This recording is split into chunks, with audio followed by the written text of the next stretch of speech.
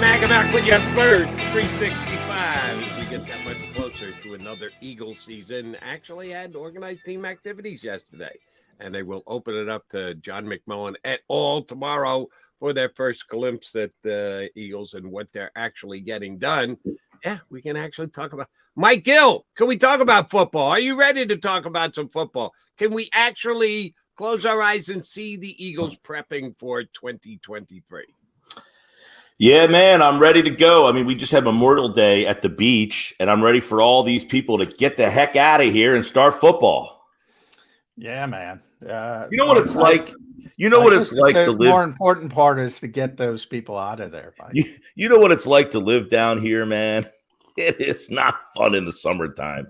You would think it's like, hey, there's a lot of people. It's not fun at all. There is no. You're used to the other 9 months of the year when you're by yourself. Love it. So you become a hermit, and then I got to deal with other human beings. This stinks. There's a difference between dealing with other human beings and dealing with that amount of human beings who just have no regard for the fact that people live here the full time in the year. I mean, there's articles today I'm reading. The beaches are having to close early because Ocean City, man. Ocean City. Supposed to be the family fun place. They got to shut things down because of they've dubbed, in Margate, they've dubbed the Wawa Club Wah, because at the end of the night, the amount of trash that is around that place when the night is over is just outrageous. The amount of that garbage that just accumulates outside that, because you won't see me until September, Mike, down there. I am an off-season guy. That's the only time I even go near the beach. You guys asked last week. It was Memorial Day weekend, and I went to Nashville to get the heck out of here. Yeah. Whoa. Most importantly, you just got a plain T-shirt on there. What are you? No, I'm rocking I do play-by-play for BFA Sports. I'm rocking their BFA this morning. All right. I know everybody always likes. I do a lot of play-by-play for those guys down in the shore area. What is BFA? That's the name of their it's Brother from Another. Two guys started it, and I'd call all the games, well, as many as I can. I was supposed to do a baseball game last night, but I was not available. All right. Brother BFA Sports. I kind of like that. That's that would work for me. All right. Mike Gill, I don't think we talked about this with you last week. If we did, apologize for going back down a road already paved. DeAndre Hopkins saw a missive this morning that, hey, he's actually got an agent. It's actually the same agent as Devonta Smith, and Clutch Sports is the overall agency, which is Jalen Hurts, and they're at a good place with Clutch Sports right now with the Philadelphia Eagles because they got the Jalen Hurts thing done.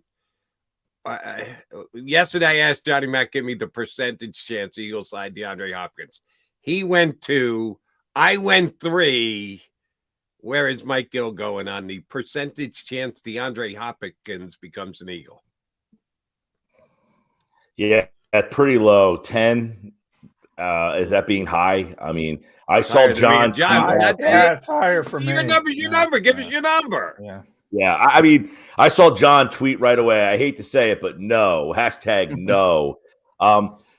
It sounds great in theory, but realistically, where is he playing? I mean, who's moving into the slot? I mean, who's complaining about not getting the ball enough? Sometimes you do have too many guys and you just can't fit them all into the offense. I mean, which of the three, Brown, Smith, or Hopkins, would be a slot guy? Is there another configuration you can come up with to not have one in the slot? I mean, how would you even get all three of these guys enough touches and manufacture an offense around three guys of that caliber? And by the way, you have Dallas Goedert as well. And Dallas Goedert, right. You throw him into the mix. Sounds great in theory. We all love the big names, but I would have to agree that I just don't see where that fit. Now, where is Hopkins in his career? Is he on the downside? Is he sloping to where he says, you know what, I'm ready to take the smaller role? I don't know that he's, like Julio Jones went from Julio Jones to Julio Jones pretty quickly. I mean, but I don't know that DeAndre Hopkins has made that dive yet. Yeah, it was interesting. Albert Breer had some executive who said he can't run anymore. But from me, it's a perspective of either way, you don't want him, right? If he is done and he can't run anymore, you don't want him. Right. And if he's DeAndre Hopkins, he's going to want the football. He's used to getting 100 catches when he's healthy. That's a problem. It's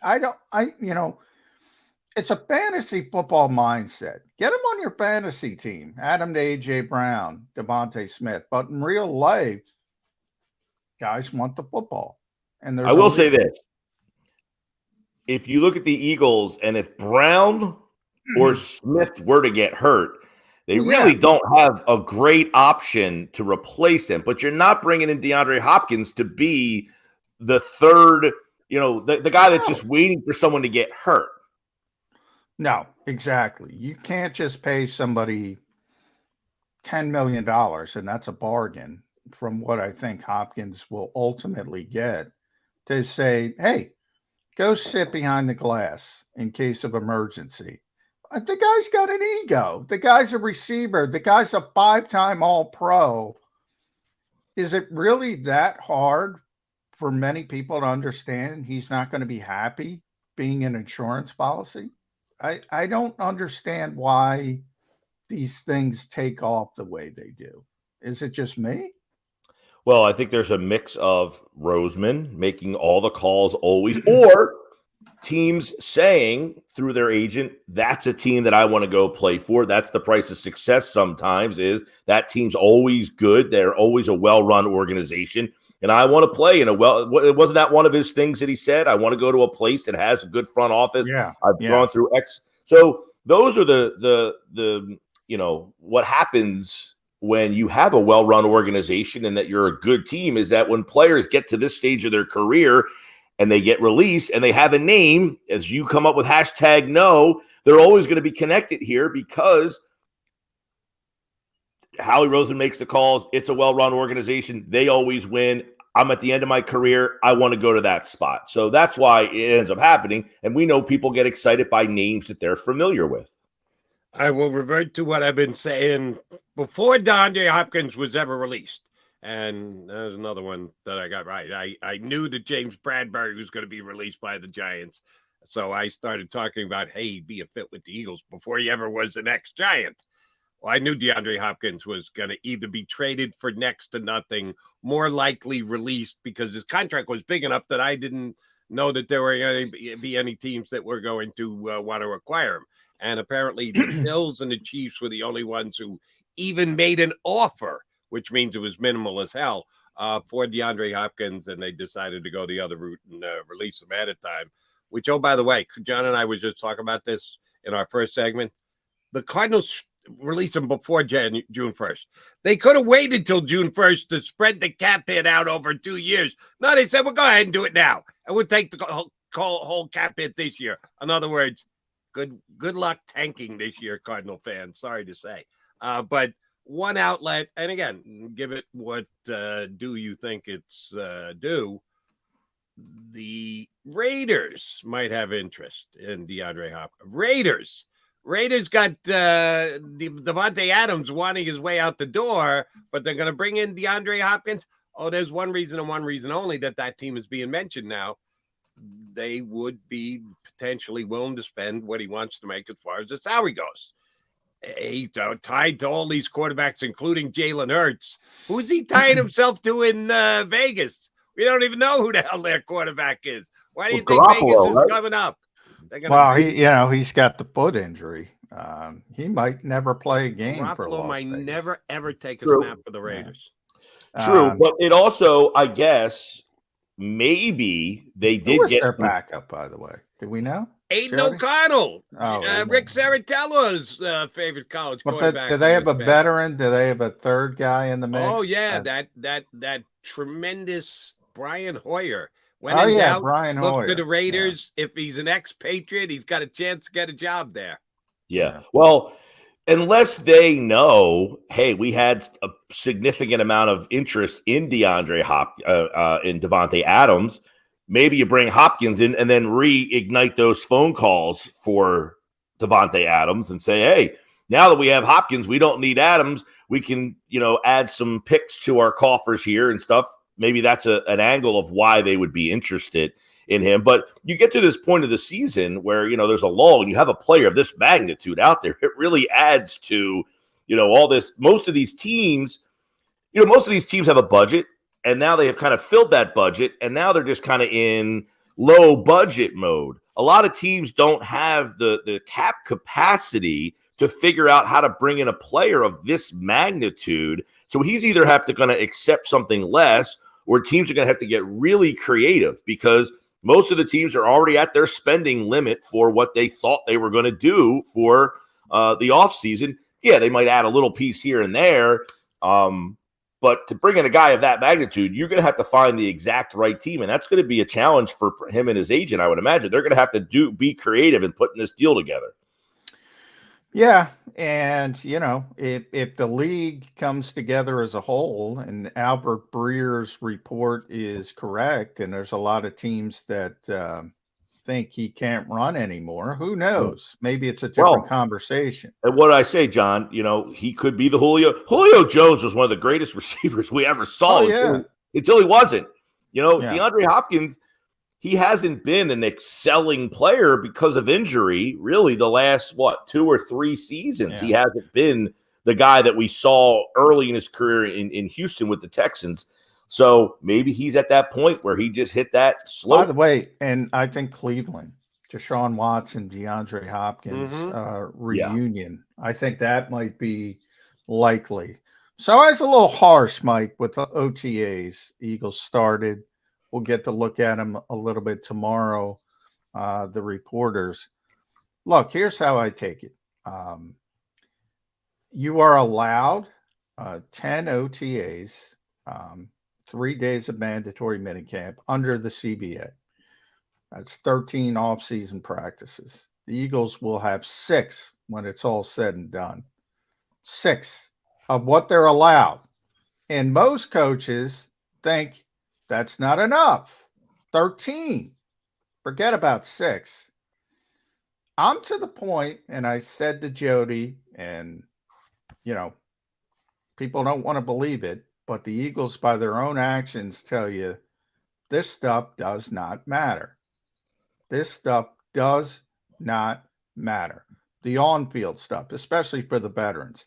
Now, I think the classroom work that we never get to see is very important for the younger players and very important for the Eagles.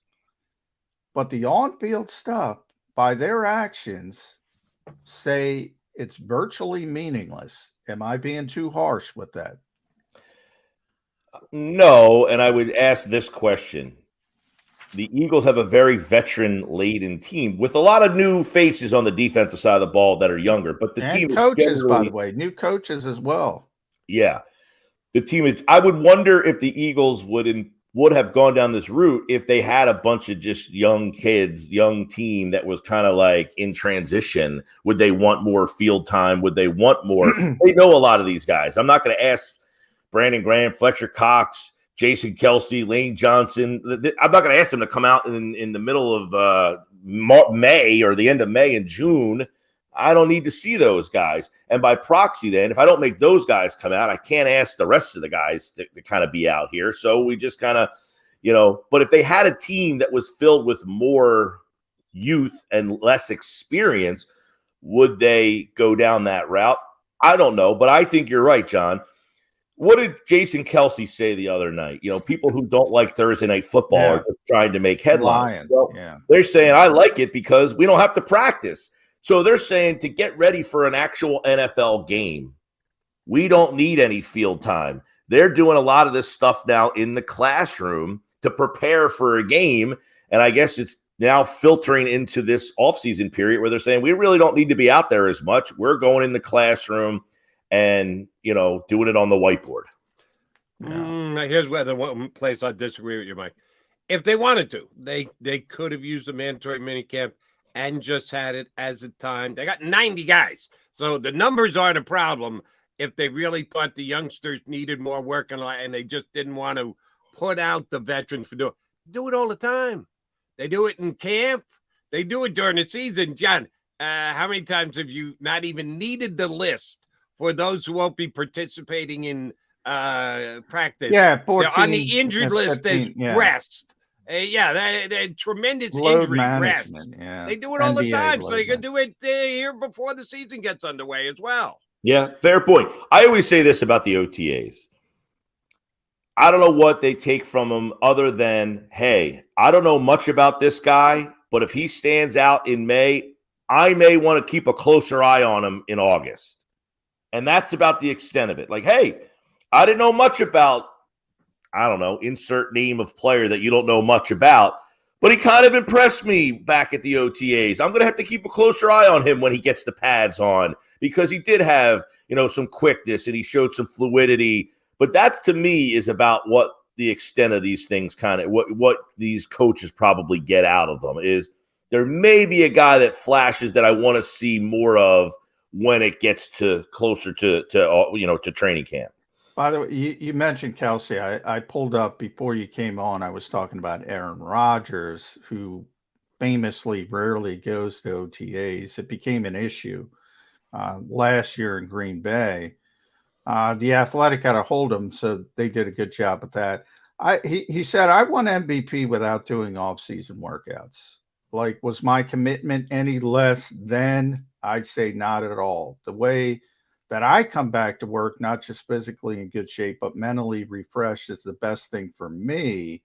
And then he goes on, well, you know what off-season workouts are really about? It's completely ridiculous. You mentioned the Jason Kelsey part. I went back to Nick Sirianni and I conflated Aaron Rodgers. So I want to get that right. Aaron Rodgers is the one who called it very nominal. Any improvement you can have in the offseason, the OTAs, not training camp, completely different. Even Nick Sirianni, Mr. Competitive, last year said, I think at some point the on-field stuff is what he's talking about. I think at some point it becomes a little stale. That's even Nick Sirianni.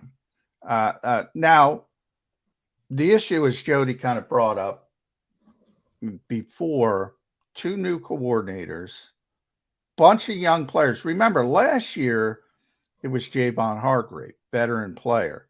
TJ Edwards, veteran player. Kaiser White, new system, but veteran player. Marcus Epps, smart veteran. Chauncey Gardner-Johnson came in late, but a veteran player. This year, you got to count on a lot of young players, either rookies like Jalen Carter or second-year players who didn't even play last year, like Nakobe Dean and Cam Jurgens, Reed Blankenship, sort of in between that. He played a little bit. I think it's meaningless for players like Kelsey and Rodgers. Right. Completely meaningless. But not everybody's Kelsey and Rodgers. No, you're talking a real small percentage of the National Football League. Right. You have 89 guys there tomorrow, John. There's only a handful of Fletcher Cox. Yeah, and I think that's part of their blind spot. But with everything, like if Aaron Rodgers said, I don't need this, it's a mental break for me. And then on the other report, and this hasn't been reported to my knowledge, I'm just saying, what if Tom Brady says, no, I love being out there just because I love being around my guys. It's good team building. Intangible stuff. I agree with. For Aaron Rodgers, it doesn't work. And for Tom Brady, it does. Every individual person has to find their niche of whether or not they think this benefits them or not. Rodgers is a little bit more of a standoffish guy with these type of things. He's always been reported to be like, that way. Some others maybe just like getting out there. There's that element of I just like running around and just kind of getting out there with the guys. Maybe a guy a little younger in his career. You're a little older in your career. You're married. You got kids. I don't feel like running over to the NovaCare complex for a couple hours. I just don't need to be there. I don't know. What Jalen Hurts think? I think he's more important to hear from in this case than anybody else, right? Well, Jalen's going to show up. And right. I think the intangible stuff is real. Like one of the things when I saw Fletcher Cox was there, I think that's important because, Jalen Carter's there. And he's part of his job this year is to teach Jalen Carter how to be a professional. I would also think if I'm Jalen Hurts and I want to win a Super Bowl, I'm trying to set the tone for everybody else that if I'm here, it's important enough for everybody to be here. Maybe Aaron Rodgers would have won more Super Bowls and less MVPs if he was at more of these things. And that's kind of my point. Whenever I talk about OTAs, and you just made the point for me, Mike, Jalen Hurts is showing up so everybody else shows up. It's always intangible. It's always intangible when I talk about improvements in the offseason. It's never tangible because they don't do anything. They're out there in jerseys and there's no pads. Or like Jody asked me, what are you going to look at? I'm going to look at 7-on-7s. I'm not even going to spend time looking at the offensive line and defensive line because why would I? They're not doing anything. Running backs, I don't know. DeAndre Swift, can he break tackles? How the hell am I going to know? He's out there in the jersey.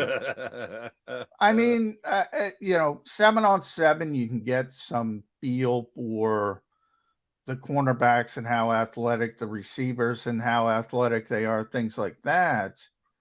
But it's always intangible. I agree with the intangible stuff. Jalen Hurts. Well, I also other people. We always try to conflate this team does it, so this team has to do it the same way. You know how many teams try to do it the same way as somebody else? You can't this heat culture thing. Wouldn't everybody try to do the same thing and try to no, fans want to fire the coach after one loss on Tuesday night in February. Meanwhile, Michael Malone has been in Denver for 8 years. You know how many bad losses in the playoffs they've had? Yet they stuck with them. The Heat. Think about this. I know this, we're in a basketball conversation, but it relates, where Eric Spoelstra is thought to be this great coach. He's the best coach in the league. And I'm not saying he's not. He just, can you imagine if the coach here went 44-38 in the regular season? They'd be fired. They would have fired him 37 times over the course of the season. But the Heat say, we're going to have seasons where we're not the best. We're going to have seasons where we reach expectations, don't reach expectations.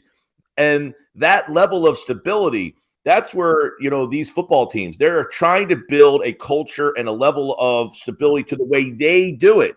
And you can't emulate what the Patriots did for 20 years. You can't emulate what the Eagles do here. You can't emulate what the Chiefs do there. Everybody does it their own way. All right, so then let's talk expectations, Mike Gill, because, I'm dealing with it.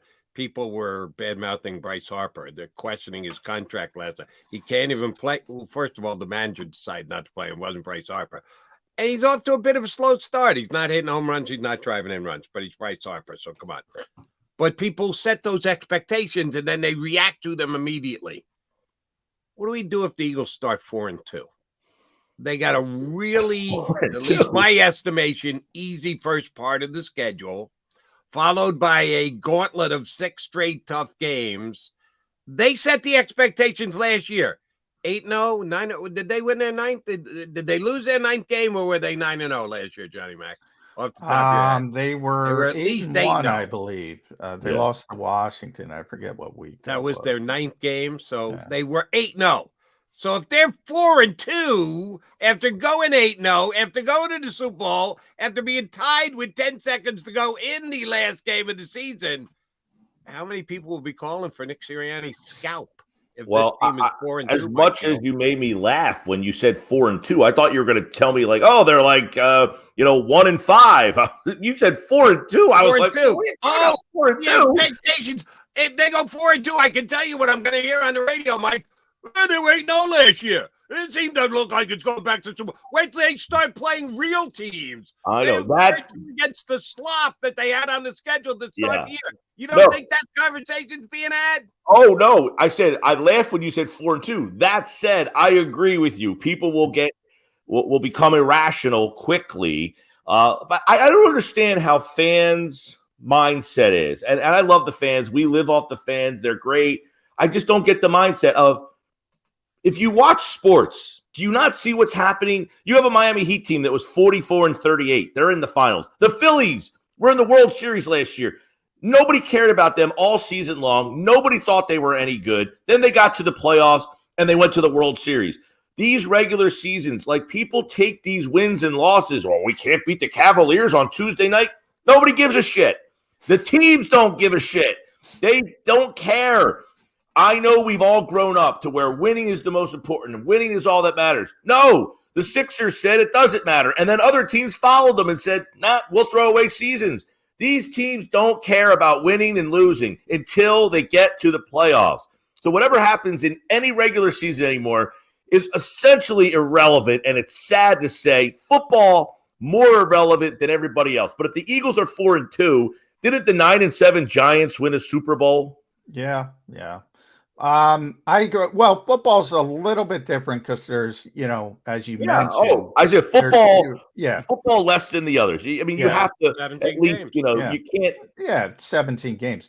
Now, Jody brings up 4-2, and I agree with him. There will be a lot of people wringing their hands. But I'll tell you what, if they go into that week 6, which I believe is the Jets, and they lose that game and they're 3-3, then people are calling for Nick Sirianni's head at 3-3. And I don't think it's going to happen because it is the easiest part of the schedule. But, they have a lot of change that I keep bringing up. And everybody just, one of the things that amazes me, you lose your offensive coordinator, defensive coordinator. Oh, who cares?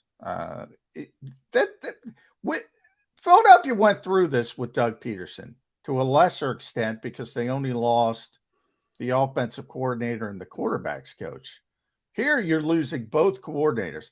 I get nobody likes one of them, but it is what it is. Top five. By the way, John, just to interject, Andy Reid, when he started to get his coordinators plucked left and right here, is when the team went from a 4-time NFC championship game appearance. They started to sprinkle down a little bit because teams just kept taking coordinator here, coordinator there, coach here. I mean, how many different coaches from the Andy Reid tree kept getting plucked? Yeah. It is really difficult. And all of a sudden, I always compare it to like a Xerox copy, right? The second one, not quite as clear as the first one.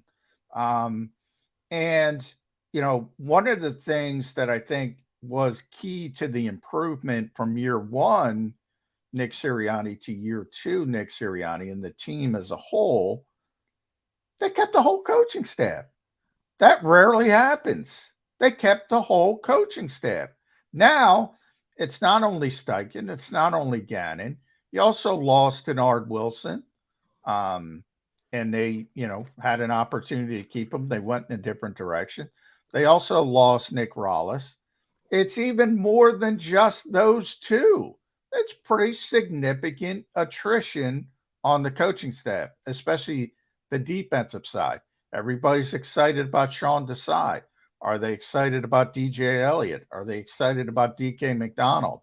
I don't know. DK McDonald was already here. He was the assistant to Denard Wilson, presumably for a reason.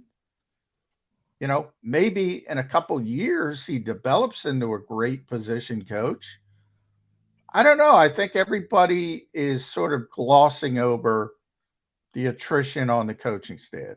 Agree or disagree?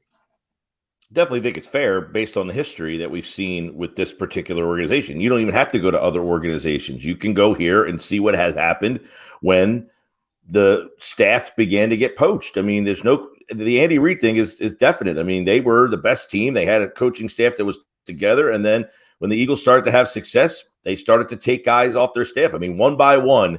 And Andy, any level of coaching, I coach youth baseball. I've had the same staff of guys for like 4 years.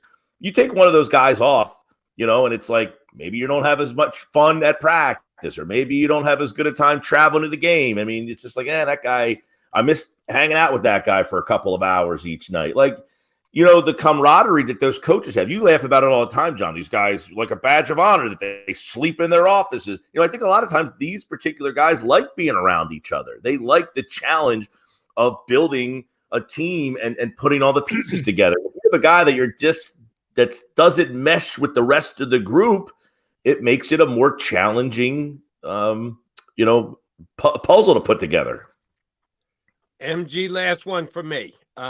We touched on this yesterday on the show with one of our guests, and I noted that Ruben Frank, in his observations this week, said Jalen Carter might be the most hyped Eagles draft pick since Donovan McNabb. You have to go all the way back to McNabb. Wentz was a quarterback taken high, but he started the year as the third stringer, so there wasn't as much hype. And Jalen Carter is going to be a key to the Eagles, not only this year, but for years to come. If he's that hyped, and guys like John McMullen, et al., Eagle beat guys are going to want a chance to talk to him. The national guys are going to be coming in and want to talk to him as well, because the most talented player in the draft dropping to number 9. There's going to be a lot of tension on the young man. There was a lot of attention in Georgia going into the year where people were speculating he's the number 1 draft pick in this upcoming draft. And we know he kind of came off the rails last year at Georgia after the season was over and done with.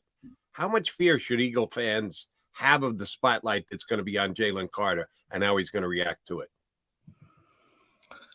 It's a fair question based on his background of, dropping and some of the issues that he's gotten into. You would hope, though, again, I think we brought this up a couple weeks ago, is the last time I remember an Eagle player getting off the field trouble of major significance was like Josh Huff driving. And I think we brought up the Nelson Aguilar at the strip club after an OTA or something to that effect. All these Worley. Darryl Worley got arrested, but people forget because he got released as soon as he got arrested. So yeah, that was a big. I definitely have to keep think about it, but you have to also trust that the organization has done a good job of handling these type of things and keeping these guys out of trouble. But yeah, sure. If he's already on the buzz, was not that back when they actually had like mandatory mini camps and more than half of the workouts they could get in that they actually said, yeah, let's get a team practice together. There's less observation of players this year with the Eagles than there have been in years gone by. By the way, I'm glad you brought that up, Jody. That to me is the most important part of the offseason. And that's why I personally would take advantage of all 10 OTAs and mandatory minicamp. The structure for young people. Oh, I think that's a big thing is to, you talk about this with guys who go from college to the pros, the transition of when you're done practice in college, you go home and play Fortnite. Here, guys are going home to their families, and the younger players are left sometimes looking for what am I supposed to do with the rest of my day now? Before I had all these guys, I'm sure there's other guys, but you don't know these guys yet. You're incorporating yourself into a new routine that has now become your job. And that is where, like, in all these professional sports, people say, and I'm a big proponent of not letting the kids leave early to go to school. And part of that reason is to go to pro. Many of them are talented enough to play, but they're not ready to be a professional. They're not ready to say, I love this so much that I want it to be my job, where this is all I can do. But to get into that routine, if you could start them now to say, this is the way your life is about to become, I think that's invaluable to keep these guys from getting in trouble. Yeah. Well, I could always hop on TikTok and learn how to steal a Hyundai Sonata. I digress.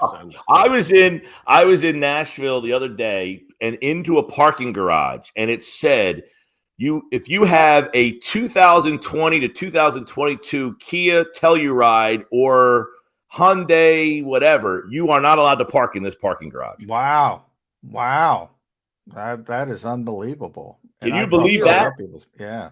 Yep. And there's a story. I'm telling you, there's a sign right there that says if you have this model, make of car, you cannot park in this garage because they're getting stolen. There's an article in the paper down here today about how all these high-end cars are getting stolen from Longport.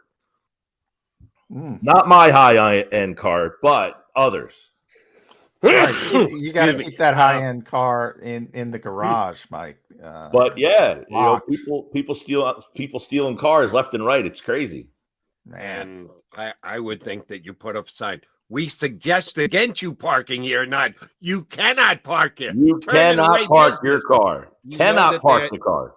You know they mean business when they do that. We always get the business done when Mike Gill joins. MG, thank you much. We will talk to you again next week. Go out and play with the masses. Have some fun. There's many people down there to see my Gill. Shelter in place. Be a guy. Get out there. Rub the elbows. Yeah. Have some fun. Mike is a community guy, and even he wants to shelter in place. He's gonna. Although you got some color. I got to give you that. You did get out. I think this week he'll be hiding from rooftop bars, baby. I was bouncing from rooftop Tootsie's and Nudies and Robert's Place and Jason Aldean. I don't even know who some of these people are, but Jason Aldean, baby. Yeah. He has his own bar down there. Okay, have a good time. Mike Gill here with Birds 365. We'll talk to him again next week. Johnny Mac, Jody Mac coming back. We still got an hour to play on Birds 365. Don't even think about dialing out.